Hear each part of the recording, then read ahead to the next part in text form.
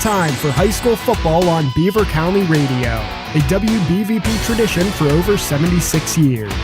Tonight's broadcast is being brought to you by eXp Realty, the Beaver Falls Municipal Authority, Patriot Home Care, Keystone Wellness Programs, Fry Transportation, Forward RX, Electric Garage Door Sales, the YMCA, Dr. C. Timothy Lip, McDonald's, Moon Auto, Freedom United Federal Credit Union, CCBC, Friendly Federal Credit Union, Fisher's New Brighton Foodland, Al's Pizza, Tri-State Sporting Arms, Drug-Free Aliquippa, McGee Heating and Air Conditioning, LGKG, St. Barnabas, GNU's Body Works, the J&J Spratt Funeral Home, Hallowed Grounds, J. Young Refuse, Zuki Sports Tavern, the Rochester Hotel, Henderson Insurance, D&G Rentals, S.E. Snyder Insurance, and Beaver County Radio, 99.3 FM and AM 1230 WBVP. Now let's head out to the McGee Heating and Air Conditioning broadcast booth for coverage of tonight's game.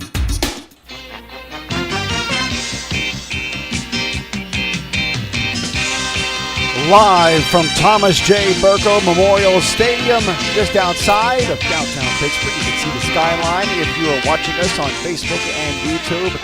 It is absolutely the perfect night for a high school football game, and this may be the biggest game of the year, shy of a WPIAL championship game, and maybe even a state championship game, as we have the number 1 Aliquippa statewide ranking against the number 5 Montour Spartans. They are at number 5, so you have 1 versus 5, 1-2 in the WPIAL of all of 4A. Coming up a little bit later on, we'll check in with Tank Latham on the sideline. First, my cohort, Mike Azadian. Mike, can this game be any bigger than what it is tonight? Well, you know, we said that a few years ago when it was Central Valley and Aliquippa, when those two were battling for the section title, and it was a tremendous atmosphere. And this is much like it. Montour has been knocking at the door. They've been getting better. Lucero's team, he told me a few years ago that give me a few years, I'll develop a better team. He had a good team last year, but an even better team this year.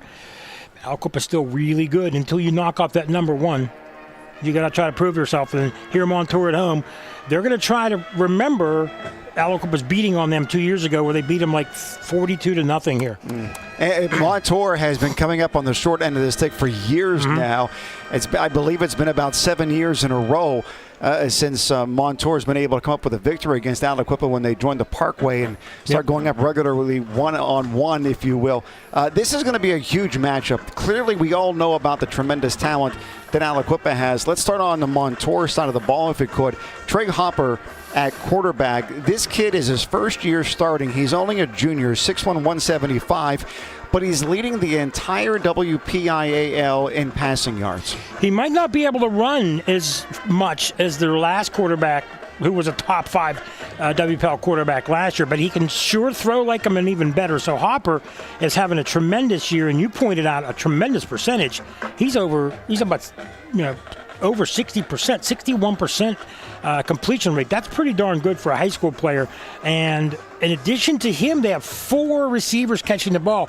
So when you look at this, it's glaring. If Aliquippa has the athletes, which they do, can they cover all of Montour's? Usually it's the other way around, but this time Montour has some pretty good passers, but they also have some pretty good running game too. They pass to set up the run, which a lot of people do it the other way around. What's also interesting to know too is that in order to have the skill guys do what they do as well as they are doing it here at Montour, you need to have the big guys up front. Yeah. And they are led by 3 seniors in Mark Dabrowski and Michael Carr and Dante Barron. According to my conversation with Coach Lucero, every one of them is being looked at the next level, either Division I or Division II. Yeah, big kids, 265, 300, 265. You know, big kids across the line, and that's going to combat Aliquippa. A couple years ago, they didn't have that strength when they faced the Quips, and the Quips ran all over them. Now, Montour has that strength up front that can protect the quarterback and block run as well. And this is one of those schools they like to get their tight end involved a lot. This man is a big recruit. There are about 5 to 10 different Division I schools that are taking a look at him. Caleb Platts, he's a star on defense, but at tight end, he's able to catch the ball, run the ball, and block remarkably well. He's one of those guys, along with guys like James Bundridge and some of these other people who, and I think we have the national anthem. We're going to have to stop for a second.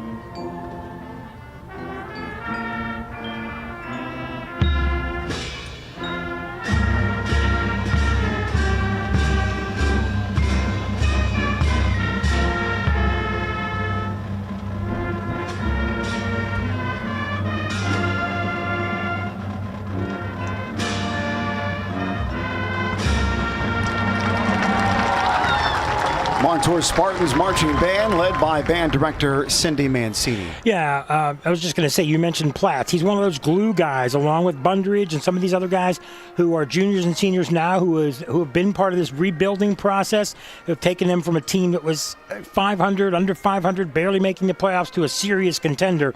And you need those glue guys, and Platts is one of those. He doesn't jump off the page at you, but he's one of those guys they can do without. They can't do without. I'm sorry. The head coach, Lucero, will be taking care of things tonight, and he had an opportunity to sit and talk to Tank Latham, who's on the sideline with our first eXp Realty sideline report. Tank, what did Coach Cerro say to you? Yeah, Coach, they were trying to stop. They were trying to stop the big plays, make the game smaller. They were saying Aliquippa's got one of the best players in the state with Hayes, and they're definitely key on him. They're extremely happy that they're all healthy. They have a great big line, like you said, in Dabrowski. I was watching him in the pregame. He is somebody to watch to this game for sure.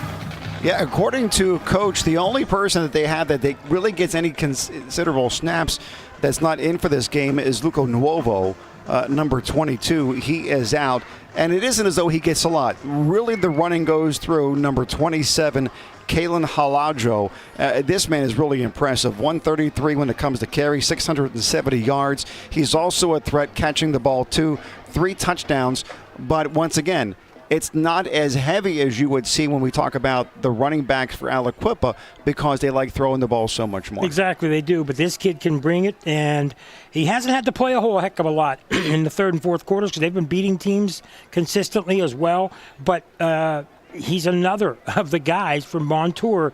They don't have any real superstars like Aliquippa does in Hayes. So they've built to this where it's 7 or 8 guys that are really good, and then the rest of the team around them. So it's interesting to see. Also, just before we get off of Montour, I talked to Lucero, as did Tank, and I asked Lou, do you remember 2 years ago what they did here on this field to you? And he says, I never forget that. When they beat them 42-0 in a game where they easily had them the whole game, and he says, I remember that. And something a lot of our kids do too. So we'll see if that's motivation enough for them to beat the Quips here tonight. Yeah, juniors and seniors definitely remembering that. You are listening to the Fishers Do Brighton Foodland pregame show from the McGee Heating and Air Conditioning broadcast booth. We will take a look at the Aliquippa